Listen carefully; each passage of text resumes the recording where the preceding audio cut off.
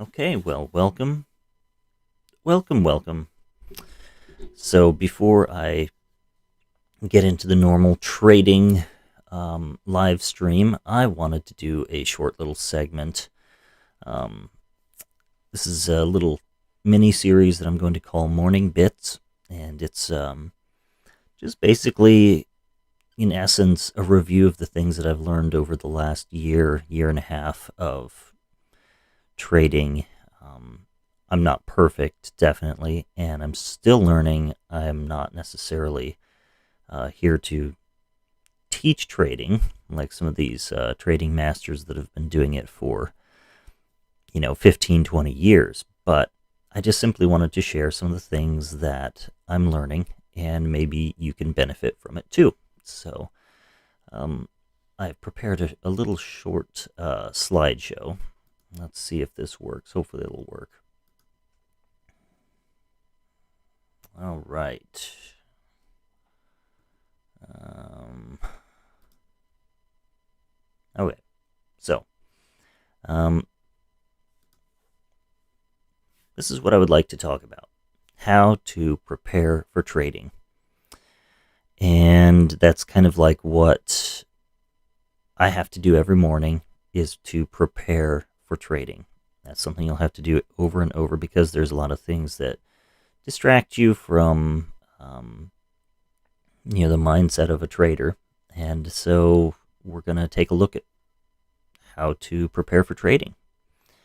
This could be for every day or just in general as you're preparing to learn how to trade. So first things first, we are going to take a look at the psychology of trading. And when I say the psychology of trading, I don't mean like the psychology of the market as a whole, but rather you personally. When we talk about the psychology of trading in your own mind, it's paramount that you have the right mindset. Before anything else, you have to have mental discipline and fortitude. You have to be optimistic. You have to be strong. If you don't have these things, you're not going to be able to create any trade plans. You're not going to follow them, and ultimately, you're going to fail. Learning to trade is a very long process. Please don't underestimate this. I cannot state this enough that learning how to trade is a long process. So please keep this in mind as you learn. And then remember that you'll actually never fully arrive. Since the markets are always changing, you must always be learning and changing too. You have pandemics that change the way the market works. You have seasonal changes to the market. You have summertime, which is oftentimes slow. You have earnings quarters that happen. You have world events, local events in the U.S. or around the world in different countries. So you're never actually going to arrive at this plateau of perfect trading proficiency, but you will become proficient in learning how to trade in all kinds of markets. Keep this in mind.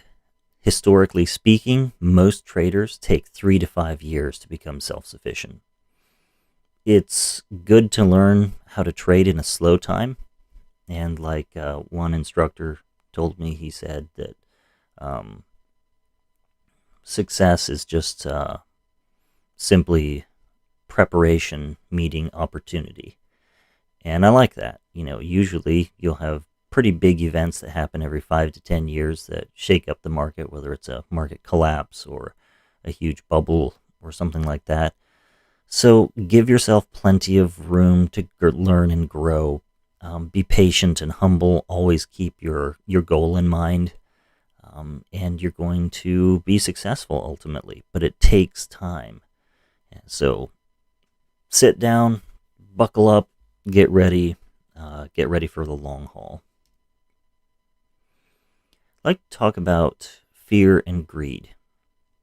When we think about the psychology of a trader, oftentimes you'll see movies with that have to do with the stock market. It's high energy, adrenaline, crazy stuff happens, lots of greed and that sort of and fear.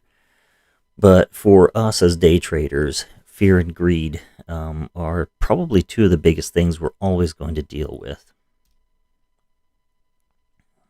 You will never know how greedy you are until you trade with real money. And you'll never know how fearful you can be until you start to lose it. Fear and greed are always going to be with you, and you just need to learn how to deal with them in a way that's best for you. Fear and greed. So we don't like to think of ourselves as greedy individuals. But I tell you what, when you start trading with your real money and you're on a winning streak, greed can make you stay in a position too long. It could make you over-position yourself. Money does really weird things to your mind. And fear is on the opposite side of the spectrum. You have a whole bunch of fear that can creep in when you lose money. You have a losing streak and then you don't position yourself well. You start to freak out. It can really affect the way you trade. And because of this, you should never try to get 100% of a move. I know it's exciting. It's you can be really adventurous and be like, yeah, we're going to do this. A lot of people talk about swinging for the fences and that sort of thing. But man, one of the best ways to deal with fear and greed is just simply to take safe profits and then enjoy the chart movement as it does whatever and that it does once you're out. Take the meat of the move, as one instructor says. So trade without fear, trade with confidence. Be systematic about it. Don't let a loss or losing streak count as a personal failure. And I really, excuse me, I really want to stress this, that as you learn how to trade, don't take it personal. If you do that, you're going to become discouraged and you're not going to learn. So realize that it is a part of the normal trading process. When you have failures, when you have wins, when you have, like I have the last 2 weeks or so, it's been kind of flat, Didn't lose much, didn't gain much, but nobody has a perfect trading record, and you have to remember that, especially as you're learning. I would also like to talk about loneliness and disappointment. Those are two big things that I've had to deal with. And keep in mind that learning how to trade is a very lonely process. Even if you have a few online friends or mentors, you have to remember that when it comes down to it, it's just you and your screen each morning trying to extract some money out of a crazy, unpredictable market. So one of the best ways to deal with this is keeping yourself fresh every morning, every day, with music that you like, exercise, other activities that will lift your spirit, whether that's before or even during your trading time. And a lot of people don't think that trading is a legitimate or reliable source of income. And because of this, you'll sometimes sense a subtle yet very present attitude of disappointment or disapproval coming from others and even those closest to you. But stay close to your supporters and focus on being thankful. A thankful attitude is definitely one of the most helpful antidotes to loneliness and discouragement. Loneliness, it can haunt you because of the lack of outward support, but disappointment in yourself can torment you from inside of your own mind. Failures and losses, which like we already talked about, are a huge part of the learning process, even after several years, they can create disappointment in oneself. So please don't get yourself down. Remember, again, it takes 3 to 5 years usually for someone to become self-sufficient in trading. Finally, just keep going. Don't give up. Look at this journey as a college course. It's going to take years to complete, but once it's done and you've found your groove, it is going to be worth it. Learn how to be systematic in your approach. When you think about the psychology of trading, a lot of it is just sticking to a system and not allowing emotions to come in and ruin that system. The most successful traders, if you look at history, the most successful traders are the boring ones. They're not the ones that are on Twitter and Instagram crowing about their great successes and everything. But they just keep doing the same thing over and over and over. And that's how they make money. You just rinse and repeat. Once you find what works well for you, stick to it.